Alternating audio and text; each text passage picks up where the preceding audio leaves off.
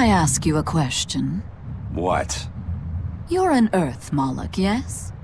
Why live on the sea when your kind sinks in water?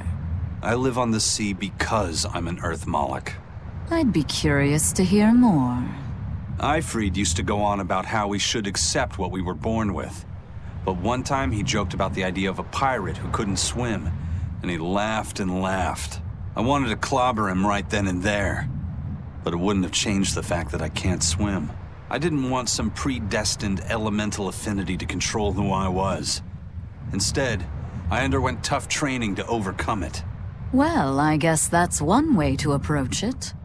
Did this training of yours bear any fruit?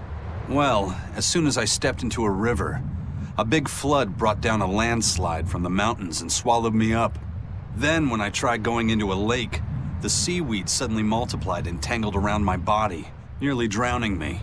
And then finally, when I tried jumping into the ocean, a huge whirlpool formed with me at its very center.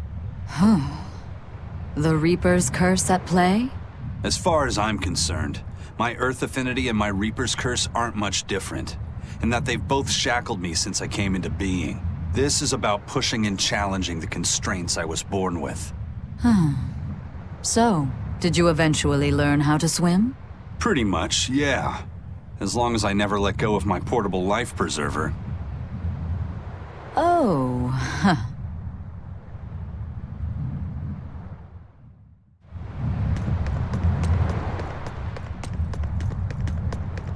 Hey, Eisen, is there, anything we can do about the Prince's hawk?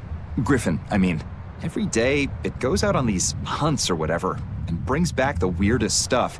It's making a real mess out of the deck. Hawk's hunt? What's the big deal? Well, yeah. At first it was bringing back good stuff like seaweed and fish, things we could cook with. Sure, I was glad for a while. But then it started to escalate. Now we're talking 150-kilo ambercants and 350-kilo killer swordfish that it's catching. That's not a bad thing, is it? It just means more to eat. It is when they're being dropped from the sky onto the deck. Especially those killer swordfish and razor-sharp bills. What if somebody gets run through by one? Can't you just warn the prince that his bird needs to be more careful? Yeah, we could, but he looks so happy watching his hawk. I'd hate to spoil it for him. Yeah, the prince looks so happy whenever Griffin is flying free. He kept grinning and asking Grocky all nice-like if he wanted to fly some more. Grocky? That's what Kamawana kept calling Griffin. She says she came up with it by combining Griffin and Hawk. This is probably the first time in the prince's life that he's tasted any freedom. His whole life, he's only done what duty dictated of him. Letting Griffin fly was his first free act. To the prince, Grocky is an extension of who he is. So what are we going to do? Nothing, really. It's not like it really hurt anybody. But it's punctured some major holes on the deck! I'm sure even the prince knows when to rein it in. Let him have a little fun. He deserves it. I don't know about all that. I'd say the prince is letting his newfound freedom get the better of him. Hey, I was just up on deck and it looks like Griffin's caught an elephant tuna this time. An elephant tuna? That's the really big tuna that can swallow a killer whale whole, right? That almost sounds like a demon to me. Yep, huge fish, gills like elephant ears. I saw it myself. From the looks of it, I wouldn't be surprised if it was a demon. It's crazy valuable. On a good day, it can fetch 20 million gold on the market. But there's something ominous about seeing it hovering in the air above the ship. 20 million gold? I take back everything I said. The Prince and Griffin can do whatever they want. Did she say above the ship? Oh, hell. Benwick, we need to stop Prince Percival. Aye, aye, sir. Hey! Don't drop that on the deck! Are you listening to me?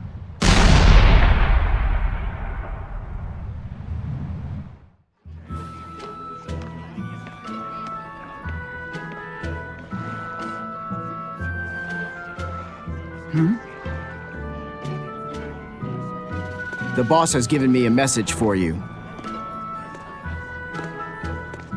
Says there's some sort of nasty demon running around in the Eldina Plains, to the east of Logris. She thought it might be the one you're looking for. Wasn't the Eastern Highway closed off from Logris? That was only temporary. It's back open now. If you follow the road, you'll reach Stonebury Village. There you'll find one of ours who actually saw the demon. You want to know more? That'd be a good place to start. Got it.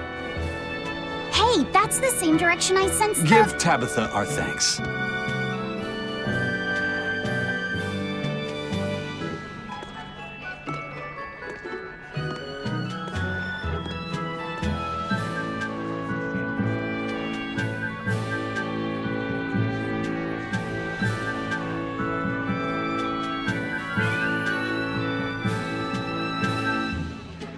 It's looking more and more like we're on the right track. We ought to go check out that Bloodwing story.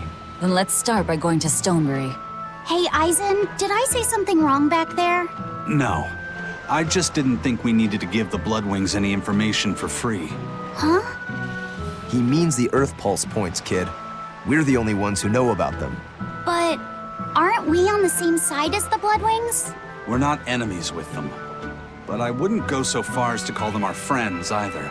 That's just how it goes in the underworld. Things can change at the drop of a hat. A poison hat. But how are they supposed to trust us if we don't show them trust in kind? That messenger knew our faces, even though we'd never met. He was here waiting for us, even though we hadn't told anyone where we were going. You're right. We hardly know the first thing about them, and yet they seem to know every move we make. They could easily sell us out if it struck their fancy. They'll work with us as long as we're a useful ally in their resistance against the Abbey. But the more tricks we can keep up our sleeve, the better. We've got each other's back, but only as long as we hold a knife up our sleeve. That's what counts as trust in the underworld. That sounds terrible. But at least you can trust that Tabitha's cooking will be tasty. Can't argue that. This is everyone's first time to Stonebury, right? Why was it blocked off? Demons? No, there was a great tornado on the Aldina Plains that swallowed up a whole merchant caravan. Hundreds gone in an instant. The cooling of the climate is causing bouts of odd weather. Thunderstorms, heavy downpours, and the like.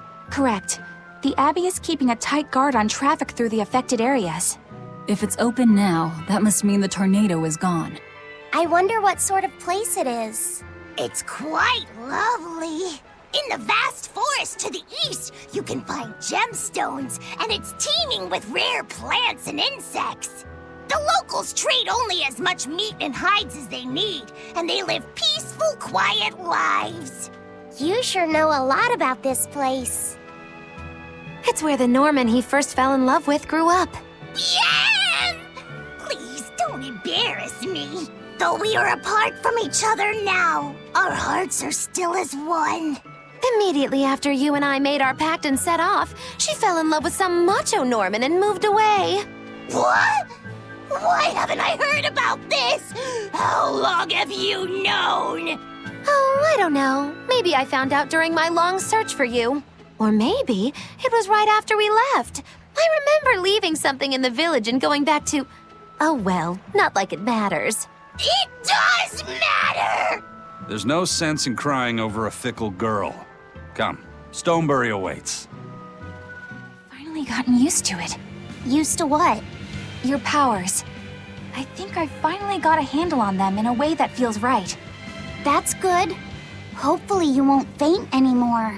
Yeah, and I'll keep learning too. I hope we can make this work out. Yeah, definitely. Fingers crossed. What's wrong? Nothing. Hey! When you and Eleanor made your pact together, she gave you a true name, right? Was it a good one? True name? What's that? It's a special name in the ancient tongue given to a Moloch as a necessary step in forming a pact with a human. I gave Bienfu the name Fushi Cass. It means thing. That's pretty messed up. It's just my own little way of showing affection. So what kind of name did you get, Laphicet? What's the matter? She didn't give you a really weird name like Magulu gave Bienfu, did she? If you're not happy with it, I can talk to Eleanor about it later. So go on and tell me... I'm with it. And I can't tell you anyway. Well, you don't have to get so worked up about it. A true name is not something a Moloch just casually divulges to others. They carry a special meaning to us. Speaking it to anyone other than our Pact Keeper carries a special meaning. Between comrades, it means we trust them with our lives. In other cases, it's... Practically a confession of love! You could have said something sooner, you know. Laphicet's at a delicate age. You should be more careful in the future. Oh, really? It's just another way of showing affection.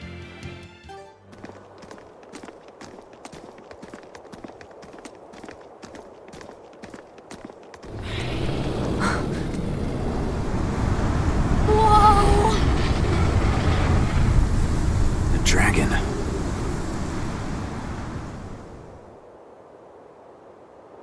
That's gotta be the demon Tabitha wanted us to know about. It's flying free, but could it still be a Therian? I just felt an Earth Pulse point. It's that way, somewhere near the top of that mountain. Let's check it out.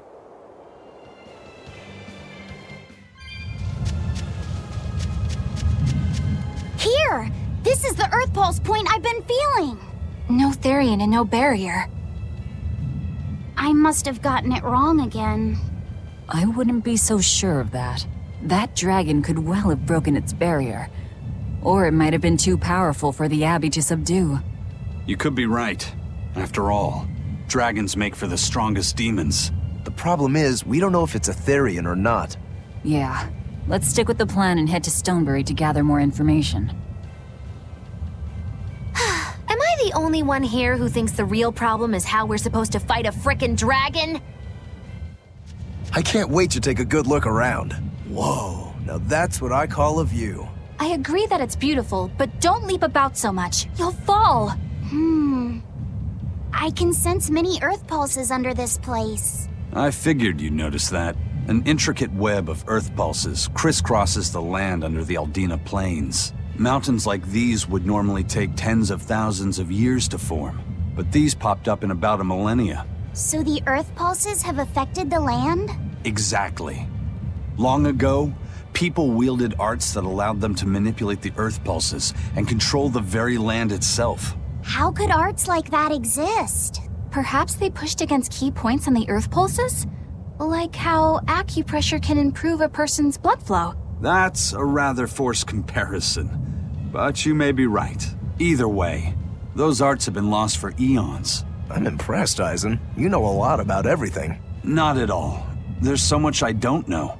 For example, the name of these flowers. That's why I travel. To learn. Aldina alabaster grass. That's the name of this flower? Yes. A long time ago, my brother showed me a picture of it in one of his books. They're fragile flowers. They die quickly on their own, but if enough of them gather together, they can survive. Fields of them form beautiful white carpets of flowers. In some cultures, they symbolize kinship, the bonds between people. Kinship. Huh. I'll remember that. You and your brother taught me something new today. I'll never forget either.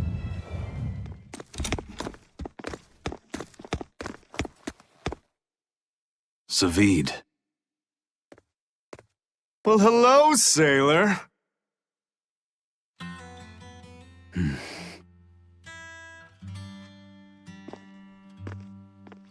Are you waiting for someone? Nope. Just saying a prayer for someone.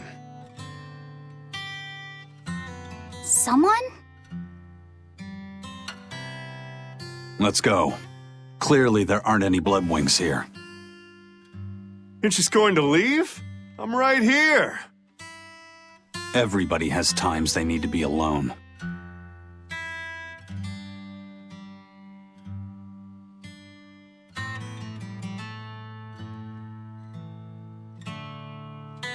Fee.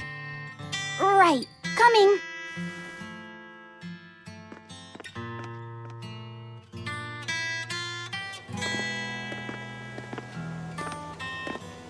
What do you think he was praying about? Well, for one thing, He was drinking a bottle of thorny forest. Oh my. The drink you share with your special someone when you're going to be married for life! How romantic! But getting your hands on that stuff is no small feat. I can only hope I'll get a chance to taste it someday. That must have had an important meaning for Savid. That's why you left him alone. Don't read too much into it. You're Velvet, right? Huh, you must be the one who's seen the demon we're after. We saw a big snake-looking dragon fly over on the way here. Is that what you saw too? Yes, that's the one. It nests at the top of the mountain in Aldina Plains. We went to look ourselves. No dragon. It only returns to its nest on rainy days. Rainy days, you say?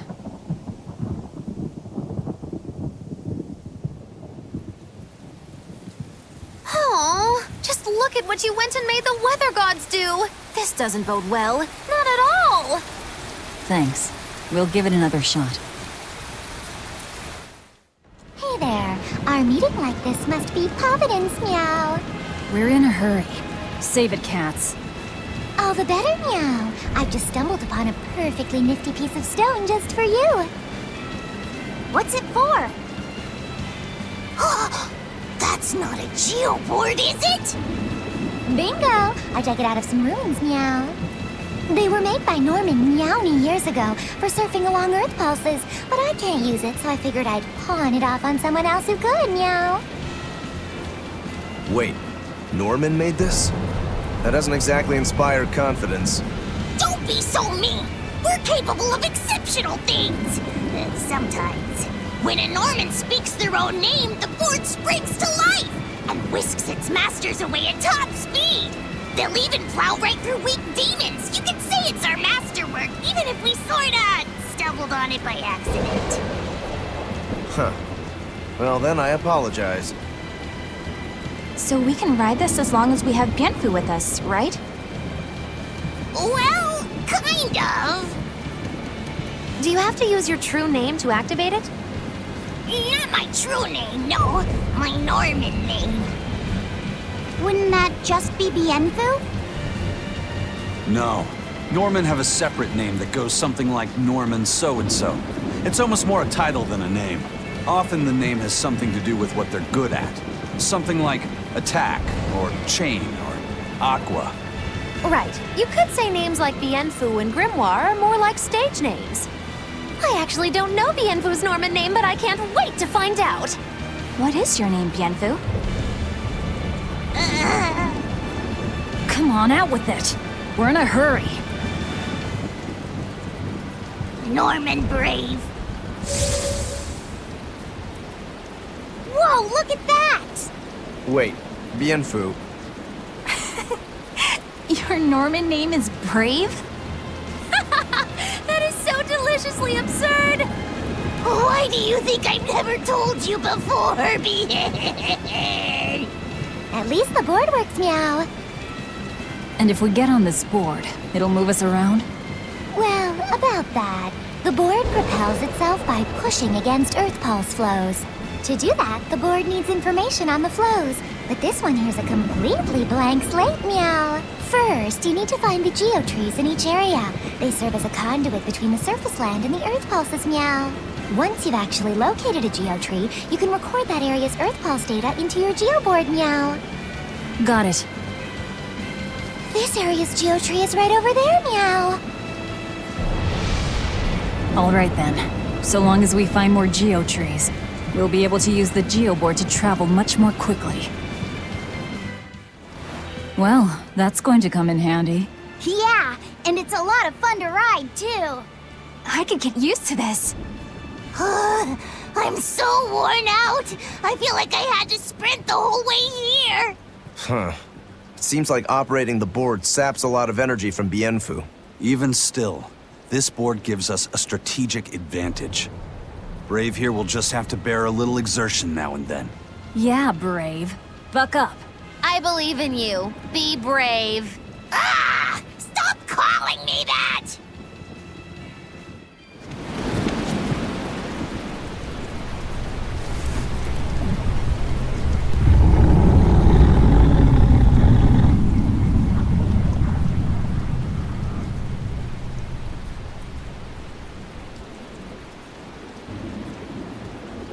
It looks so deadly.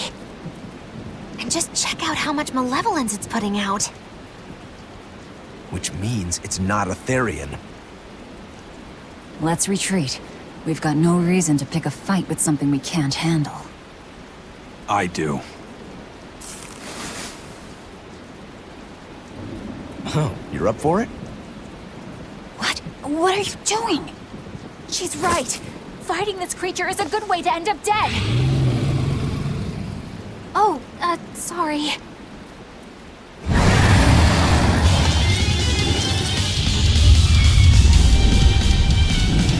Well, no turning back now.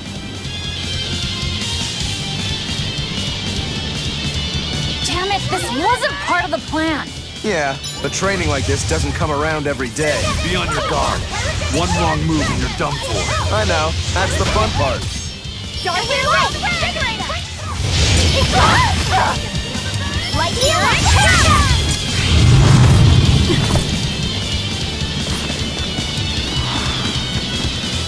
Yep. This one definitely puts up a better fight than your average demon. Is there any hope of actually defeating this thing? I'll do whatever it takes. That's my way.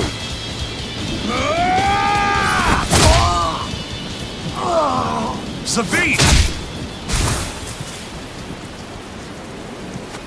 Yeah. I see you're out for blood, as usual. You knew, didn't you, Eisen?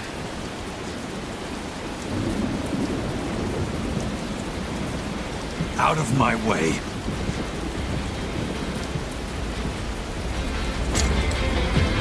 What? Are you protecting the dragon? She's not a dragon! Huh? Back off, or I'll make you back off.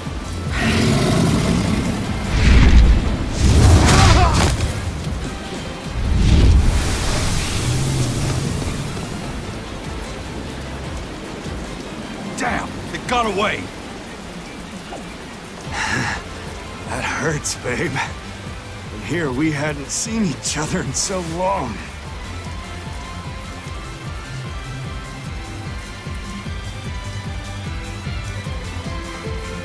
Hold it. Is that dragon someone you knew? I told you, she's not a dragon.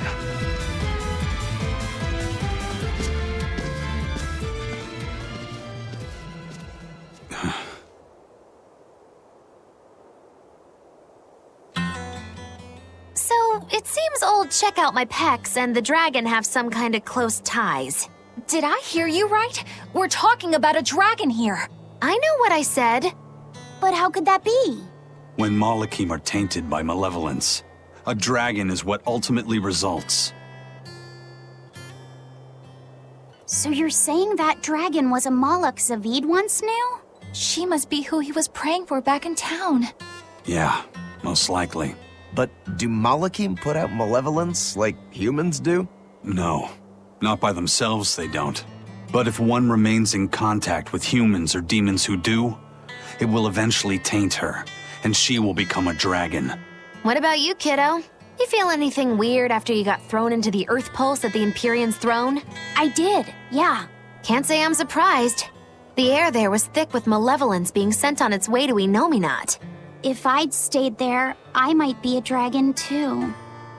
Is having a vessel not enough to prevent a Malak from transforming? A vessel can reduce the effect, but not eliminate it. By stripping their Malachim of consciousness, the Abbey exorcists seem to be able to inhibit the transformation. But nothing in this world is guaranteed. Can a dragon ever be changed back into a Malak? Nope. Just like with demons, there's no going back. Do they still hold on to some part of who they were? You saw that dragon. What do you think? Well, that's... But Zavid still won't kill it. Must be his creed at work. Eisen, listen. Whatever business you and Zavid have with that dragon, I don't care. Do what you have to. But I won't tolerate you getting the rest of us involved in it again. Do I make myself clear? You've got it. Good. Now, let's get back to the Therian hunt. We'll regroup in Titania.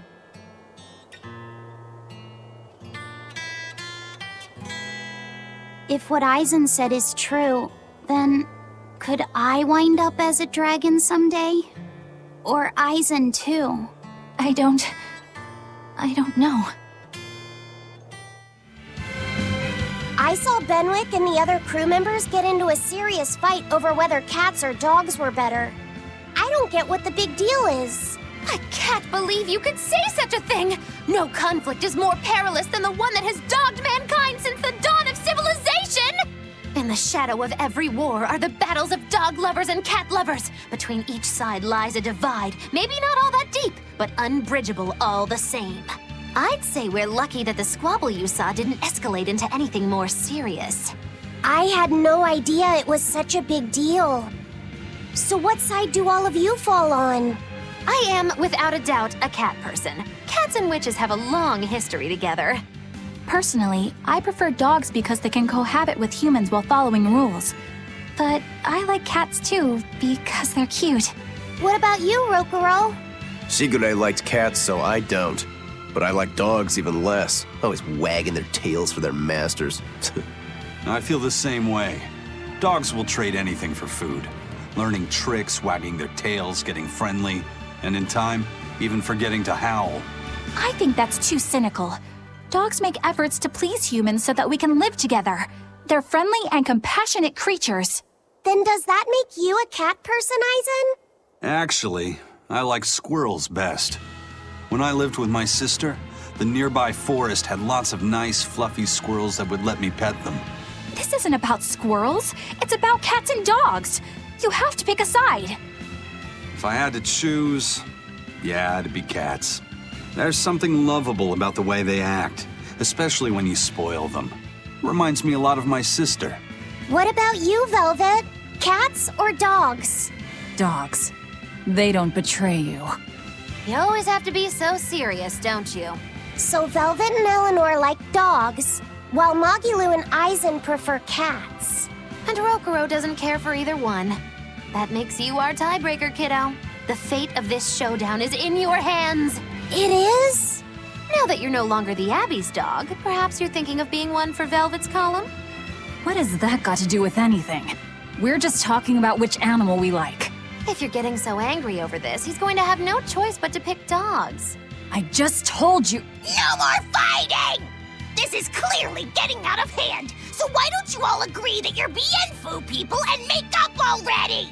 And what makes you special enough to have Bienfu people? Because I can be loyal like a dog, but also do my own thing like a cat. If you pick me, everybody wins. I don't think it works that way.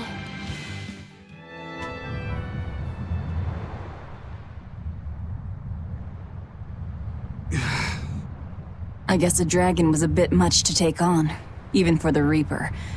You should get some rest. We all should. I'll just get the crew started on readying the ship for our next departure. All right, you go do that. Laphicet, you should get some rest too. I'm fine. It's more important that I focus on finding an actual Therian this time. I'm going to take another try at sensing the Earth Pulse points. Kuragane, let me ask you something. More complaining, is it? Come on, don't be like that.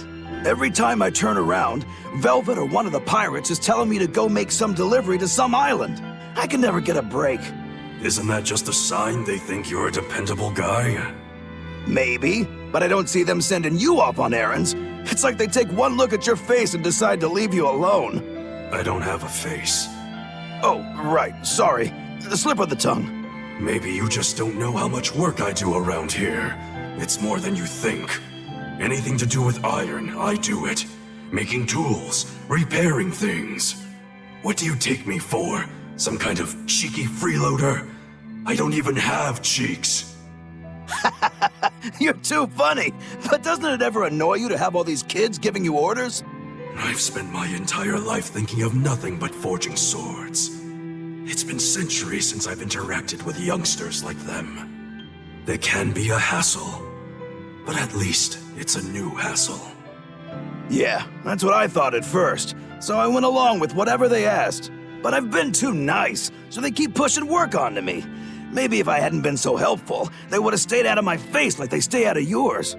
I don't have a face. That's not the point. Aren't you even listening to what I'm saying here? You need to make up your mind. You and I got on this ship alongside these people, who are putting themselves in great danger in order to live the lives of their choosing. If you don't like it, then go on and get off this ship with your tail between your legs. Yeah, except I don't have a tail right now. Whoa! Awesome! I swear, the second he has a spare moment, he buries himself in his books. Knowledge opens up bigger worlds. I imagine that back when Teresa was bossing him around, reading was a fun escape, an adventure in and of itself. What's up, you guys? You're reading a pretty hard book there, aren't you? This? It's about dinosaurs. It says that long before humans were around, these huge creatures ruled the world. There are so many different kinds, like tyrannosaurs and triceratops and brachiosaurs. They're all so cool. They look like dragons to me. They look similar, but dinosaurs couldn't live inside volcanoes, and they didn't do well in the cold either. But they were crazy huge and strong. Nothing else could even compete with them. I bet they would have made for great sparring partners. I think this Gigantospinosaurus might be my favorite. Those two huge points jutting out from both sides of its body make it look just like you and your two swords. Actually, it's also known as the dual-bladed dragon. Wow, it really does sound like a perfect match for me then. Okay, so if they weren't dragons, what were they? They look a lot like lizards. Maybe they're like my ancestors or something. But you used to be a human. Damn, I think I might have gotten a bit too used to this new body of mine. I wonder if their tails can fall off too.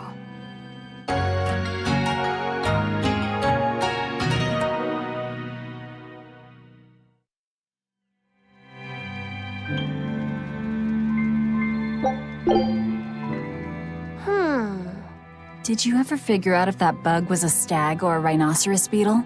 Actually, I still haven't really looked into it. Why not? Weren't Rokuro and Aizen pretty curious to find out too? They're why I haven't. They both have really strong opinions, and they both make a believable argument. And if I determined it was a new kind of beetle entirely, my decision would change the very course of their fates. Their fates? I think you're exaggerating things. Hey, what are you guys talking about? We're still hashing out what that Rhinostagros really is. Kiddo here's holding off on his final decision because he's worried about how you'll take it. You're both adults. Can't one of you just give in so we can move on? It's a rhinoceros beetle. I'm not backing down on that. No, it's a stag beetle. Why not just take off the pointy bits? Then we can all agree it's just a plain old beetle. Simple. Sounds good to me. Don't even joke about that. If you took away my swords, I wouldn't have anything left. Same thing goes for a stag beetle and its pincers. And taking away a rhinoceros beetle's horns is disrespectful to its way of life, and to even suggest it is just plain wrong. No, if we're going to argue it out over this, we need to exhaust every possible angle before coming to a conclusion. It's the right thing to do. Madam Eleanor! Here's that field guide to rare insects of Midgand you wanted me to get you. Thanks, Bienfu. Surely this book will have something about that bug. Yeah, here it is. This beetle's real name is Argonathocrassus, the thick-jawed beetle. It's named for its jaws? That must make it a stag. It's a drone beetle. The field guide says it's a really rare variety, too. I guess that's that. No, you're wrong. It's a brand new species. I call it the Laphicet Rhinostagros. That's my decision, and I'm not backing down.